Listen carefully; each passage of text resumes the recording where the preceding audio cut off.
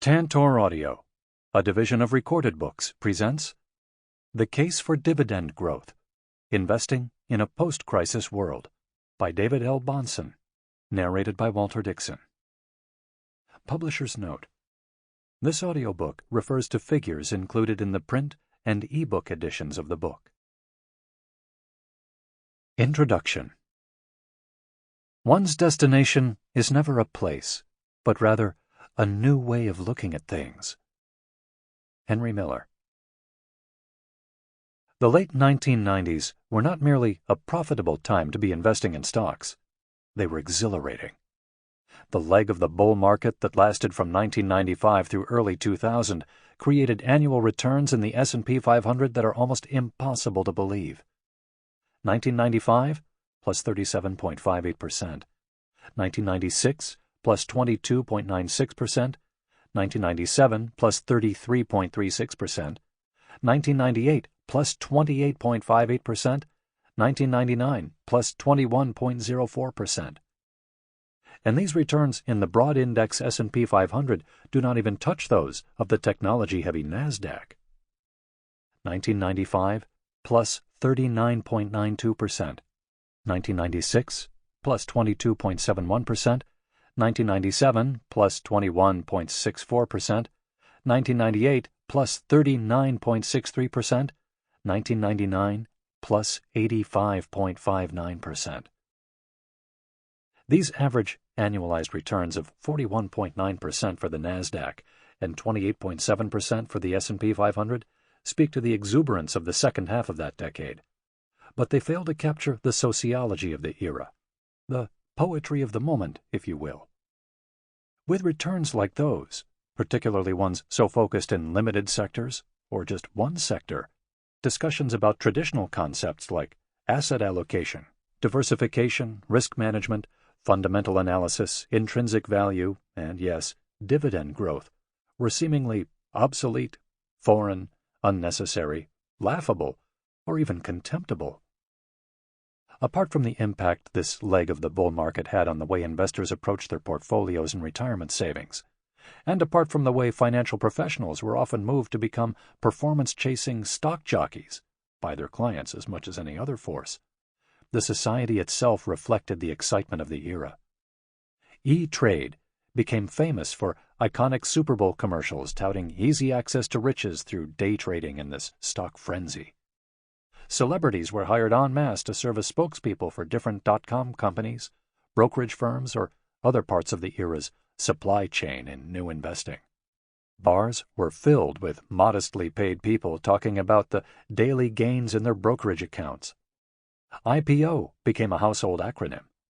Business models were rebranded to account for the potential of a digital reach, even if that reach was non-existent, or, more commonly, a big drag on earnings.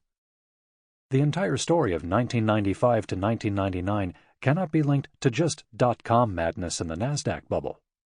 The S&P 500 returns reflected growth across other sectors of the economy, all of which were benefiting from not just technological advancements, but the very legitimate economic growth the world was experiencing. Rapid acceleration in globalization had led to entirely new markets, and the 1994 implementation of NAFTA had profound impacts on comparative advantage. New markets meant new revenues, new profits, and new investing opportunities. The business-friendly period of the 1980s had seen taxes and regulations come down from the oppressive levels of the late 1960s and 1970s, and the 1990s were continuing that wave of economic growth. The rapid growth of the 401k industry as a means of providing retirement benefits to workers had created enormous new flows into equity markets. The mutual fund industry exploded as investors, large and small, sought the convenience of packaged, diversified access to stocks. It was a bull market built on a solid foundation, but one almost sure to end in excess. The problem with identifying excess is timing its date of fruition. Former Federal Reserve Chair Alan Greenspan famously noted his concern about irrational exuberance in late 1995. The bull market would grow leaps and bounds for 4 more years and then some before irrational exuberance would be called irrational again. Greed is a powerful motivator. So is pride. Investors were not just afraid of losing the profits that might be had if they failed to purchase fill-in-the-blank.com stocks during this period.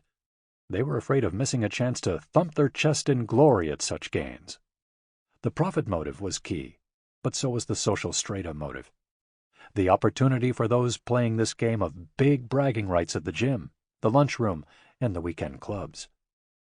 No one was getting attention boasting about style box investing or buying dividend value names, even as returns in the more traditional and fundamental aspects of investing markets were quite good. The large cap value index, Russell 1000 value, was still up 23.6% annually over this 5-year period, and the small cap index, Russell 2000, was up 17.2% annually itself. But those returns were not sufficient for the era. And don't even get me started on bonds. An investment in the 10-year Treasury bond would have created an annual return of 8.3% over this 5-year period. Unacceptable for so many with stocks in the stratosphere. By now, you may be in a state of shock to think about the idea of 24% returns in value stocks and 8% in bonds being considered subpar. But that is because we have been back in reality for a long time now. And the era of the late 1990s was not reality. In fact, it proved to be the preface to what was an unfathomably bad decade for risk asset investors, the first decade of the 2000s. Equity markets entered the year 2000 the way they ended 1999, on a tear. The dreaded Y2K fear proved to be the sham many of us forecasted it would be, and markets worked off that drag in short order. The Federal Reserve had been letting the good times roll. The world of new tech felt like a world of new investment returns, and global economic conditions were favorable. The Cold War had been over for a decade. Developing countries were seeing the creation of a middle class en masse, and peace was the primary state of much of the globe. And then March 2000 happened. See Figure I-1. In reality, the famous month was not particularly noteworthy for the Dow Jones Industrial Average or the S&P 500. The S&P 500 was actually up in March, though it declined a modest 5% in the 2 months that followed. But the Nasdaq began a drop that would reach 34% in just 1 calendar month. The violence would continue throughout 2000, 2001, and 2002, with returns of negative 39.2%, negative 21%, and negative 31.5% in a row, welcoming the boom investments of the prior decade to the bust environment of the new millennium. Perhaps investors could have shrugged off the slaughter in the technology sector. No doubt it hurt many investors and caught many off guard. But many knew by 2000 that they'd been riding one unprecedented wave, and surely some profits had been earned along the way. The sudden violence of the initial sell-off in the Nasdaq surely gave many investors the chance to take their lumps and leave the high-flying tech-heavy sector to park in the more modest land of the S&P 500. But alas, the spillover carnage from the technology sector had already impacted the S&P 500. The S&P 500 itself had become 35% weighted in technology by the height of the market bubble, more than double its now 30-year track record of 16%. The S&P is a market cap-weighted index, meaning that the weight of each constituent automatically grows in the index as its market capitalization, that is, stock prices, grow. The technology boom was not just bringing the overall price level of the S&P 500 higher, but it was increasing the percentage of technology exposure within the index higher as well.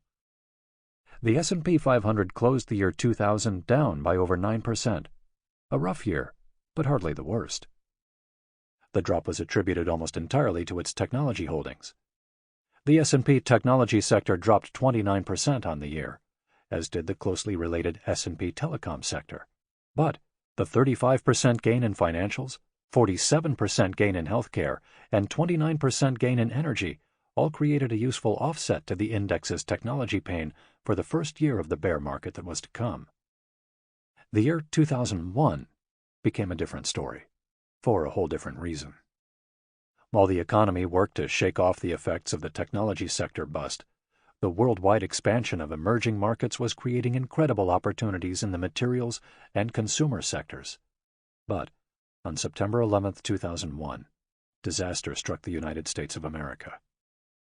The unprecedented terror attacks on American soil not only took 3,000 lives, but they left an indelible mark of anxiety on capital markets. The American economy and her capital markets would recover, as they always do, but a lot of the momentum that had been building in parts of the economy reversed, and a new fear headwind overcame asset valuations. The market dropped 12% for the calendar year. Shockingly, neither the technology bust of 2000 nor the terrorist horror of 2001 would prove to be the worst chapter of this bear market. In 2002, faith and trust in American capital markets would be put through the ringer as the implosion of Enron, WorldCom, Global Crossing, and Adelphia, which were behind accounting scandals and fraud, would call into question the integrity of the entire system. High-profile bankruptcies, congressional hearings, and criminal arrests dominated the headlines. A research scandal plagued Wall Street as New York lawmakers extracted fines from the big financial firms for alleged conflicts of interest between their research and investment banking departments. Insider trading scandals and arrests made the news. And as these headline events continued, the U.S. economy itself entered a mild recession. The market would drop over 22% for the year 2002, which, when compounded with its two prior years, amounted to a 38% decline over 3 calendar years, what we refer to as a peak-to-trough decline. Welcome to the new millennium. As the U.S. economy is prone to do, there was a significant recovery from what ailed it in the first few years of the 2000s. Just as the hallowed grounds of Ground Zero were cleaned up, so the dust settled in capital markets, and normalcy began to return to markets in late 2002 and early 2003. Excessively easy monetary policy helped fuel a recovered appetite for risk assets, and not even a war with Iraq was able to stop the economy and the market from meaningfully advancing from 2003 to 2006. Unfortunately, too much of the recovery proved to be the result of an expanding credit bubble that was destined to not end well. A housing bubble, forming for years, accelerated to a level never thought possible, and the extraction of equity from the housing sector fueled a consumer spending binge. Market interest rates were historically low, driving capital in a search for yield. A perfect storm had gathered for an unprecedented credit and housing bubble to explode, and explode it did. First, the subprime credit market blew up in August 2007, and significant questions surfaced about how severe the contagion effect would prove to be. From there, the news would be one disastrous event after another throughout 2007 and the first half of 2008. The collapse of New Century Financial, the collapse of Countrywide, the stunning demise of Bear Stearns, and its rescue by J.P. Morgan. But nothing would prepare markets or the world for what was to come in September 2008. The Treasury Department exercised the legal authority it had secured from Congress that summer to take custody of Fannie Mae and Freddie Mac. Housing prices had continued to drop, and access to credit markets was nearly impossible to come by. Financial institutions did not trust each other's marks, what they were claiming about the value of assets on their books, and for good reason. Firms that relied on short-term borrowing to fund their operations were in danger of losing access to the liquidity they needed to survive. This came to a head with one particularly over-leveraged Wall Street firm, Lehman Brothers, on September 15, 2008. The legendary firm desperately tried to secure a government bailout or a private rescuer, but failed in both. Their bankruptcy announcement brought the world's capital markets to their knees. Money market funds dried up. Merrill Lynch was forced into a desperate sale to Bank of America. Morgan Stanley was forced into a desperate partial sale to Mitsubishi. Wachovia fell to Wells Fargo. Washington Mutual to J.P. Morgan. Goldman Sachs secured capital from Warren Buffett. And AIG was forced into the hands of the United States government, now serving as the insurer for many of the Wall Street firms needing to cash in on the insurance. The collapse was nowhere near limited to the carnage in financial stocks. Real GDP contracted by 4.2% over the 18-month recession, the worst contraction in the U.S. economy since the Great Depression. Nearly 9 million jobs were lost, and housing prices entered utter freefall. Foreclosures skyrocketed. The period saw 2.5 million businesses close. There was no aspect of the economy not feeling the pain. From the market peak in October 2007 to its bottom in March 2009, the S&P 500 declined a stunning 56.4%. The calendar year return for just 2008 was down 37%. In early March 2009, markets began their inevitable recovery. The economy had not yet begun to turn up. Unemployment would not find its peak for well over a year, and GDP growth remained negative. But markets began to improve because they were just tired of going down. A suspension of mark-to-market accounting helped. The Federal Reserve's aggressive interventions, 0% Fed funds rate, and the beginning of quantitative easing helped. But nothing helped more than the violence and severity of the decline itself. Markets began to go up because they had gone down enough. What I described earlier, the dramatic, severe market extremes, the most surreal of booms and busts, all took place within one measly calendar decade. The market has seen bubbles and booms before. The S&P had been impacted by corporate scandals, geopolitical threats, and mild recessions before, but not all three at once. Markets have seen multi-year bull markets since the beginning of markets, but the up and down movements of 1998 to 2008 were not ordinary up and down movements. See Figure I-2. This was also my first decade as an investor and investment professional, marked by a massive bull run, followed by a terrible bear sell-off, followed by another bull run, followed by the mother of all sell-offs, and in the end, a completely lost decade for those seeking equity and market returns. Two things must be said. 1. Since the point where it leaves off in 2008, the markets have advanced over 300%.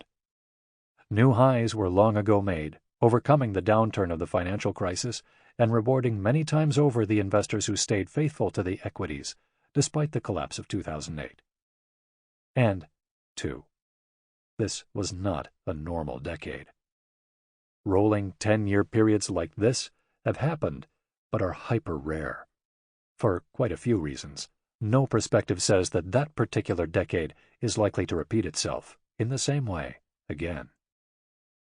That initial decade in my investing life is not some cloud that follows me as I make decisions about the next year or 5 years or decade.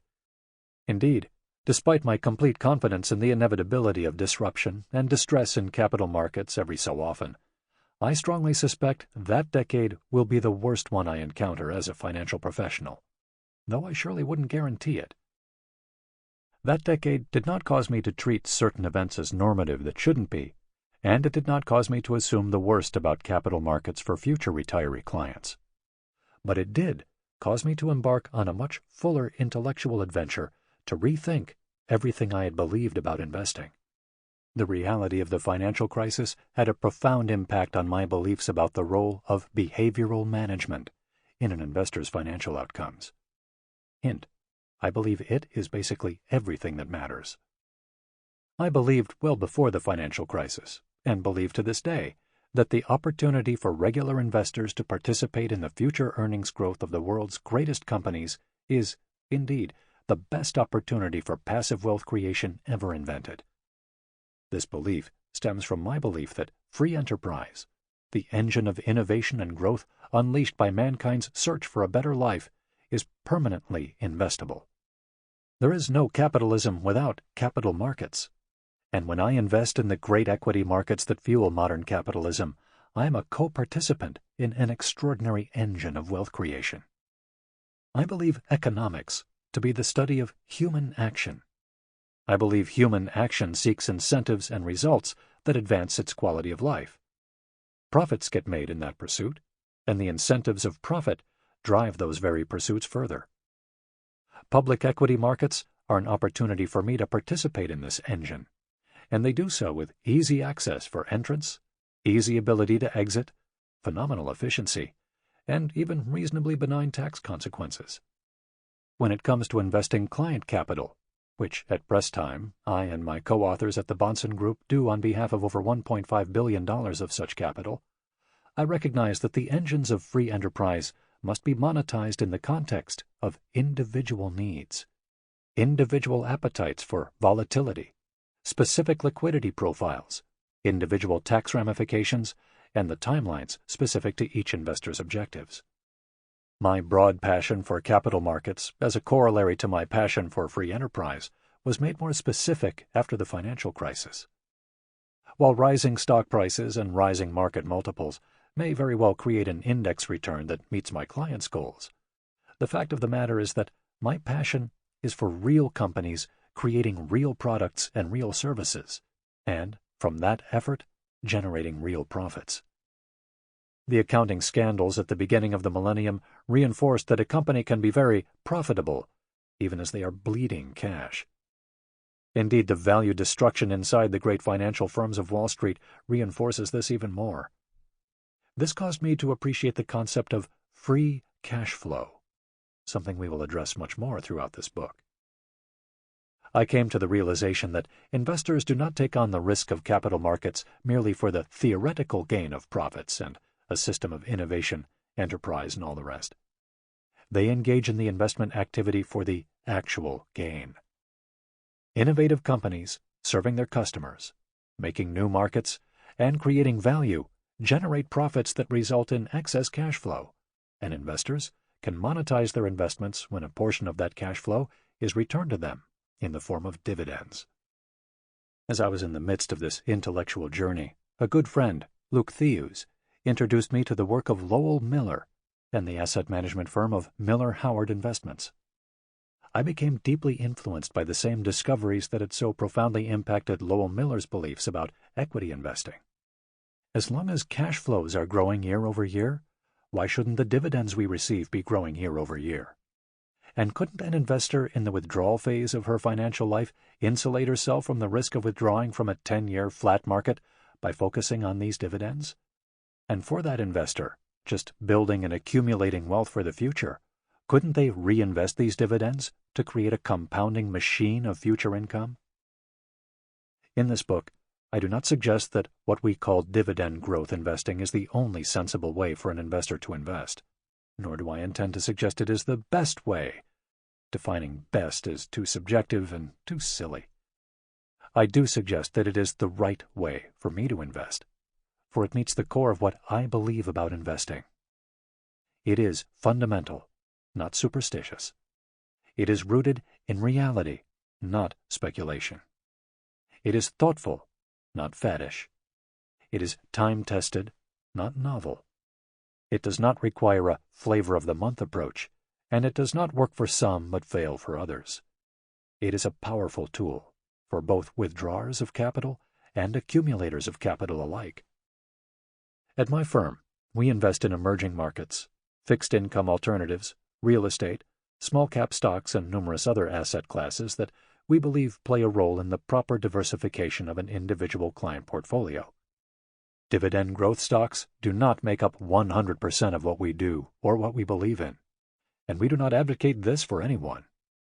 But dividend growth stocks are the core building block of our portfolios, customized in weighting and allocation for each individual client, for all the reasons I will now present in this book, making the case for dividend growth investing as the ultimate optimization of what investing is supposed to be, a necessary part of the history of stock market returns, a pivotal way to learn about the company you are investing in from the perspective of those who actually run it, a way of creating a literal miracle of compounding in your portfolio, layered by more compounding miracles, a way of insulating an investor from the dangers of withdrawing capital during periods of extended market distress, like the decade this introductory chapter walked through, a means of pursuing superior risk-adjusted returns, not inferior ones, as many wrongly believe, a protection against the insidious effects of inflation on long-term purchasing power,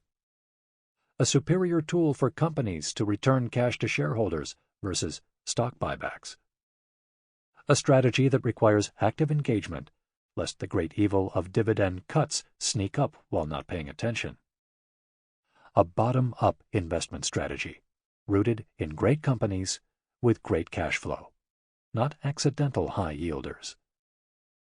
Through it all, I hope you will at least be informed by the perspective that guides my own investment worldview. I do not strive to persuade you of anything, but I do hope to demonstrate for you this practical message that has become such a huge part of my life and career. Financial goals are real, and their outcomes will be real too, one way or the other. The investment strategies that support their success ought to be real as well. Dividend growth stocks get to the heart of what is real in investing. 1. Why people invest. Cash flow is king.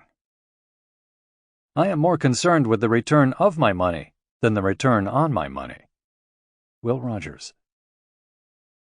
I have had several epiphanies in my career as a portfolio manager. Some are ones I should have had much earlier than I did. Some were epiphanies to me, but nothing new to many people much smarter than I. And some were transformative events in my life, career, and entire approach to serving my clients. What I write about in this chapter falls into that category. But before I unpack the epiphany I am describing, it might help for me to cover some of the things I am not referring to, but foundational facts and principles that govern so much of my investment worldview, and ought to govern yours too, even if these things did not come to me as a transformative epiphany. Human nature decides all. I believe a lot more about investing than what the subject of this book covers. More importantly, I believe a lot more about how a person's financial goals are met than what is embedded in a philosophy of dividend growth. Truth be told, I believe that an investor can agree intellectually with every word I write in this book. The idea that cash flow generative investments with the ability and likelihood to grow their income year over year make for a dependable growth, income, and growth of income strategy, and yet completely fail in their financial goals. I actually don't really believe the strategy will fail, and I don't believe the risk-reward trade-off I will write about will fail to achieve its desired aim.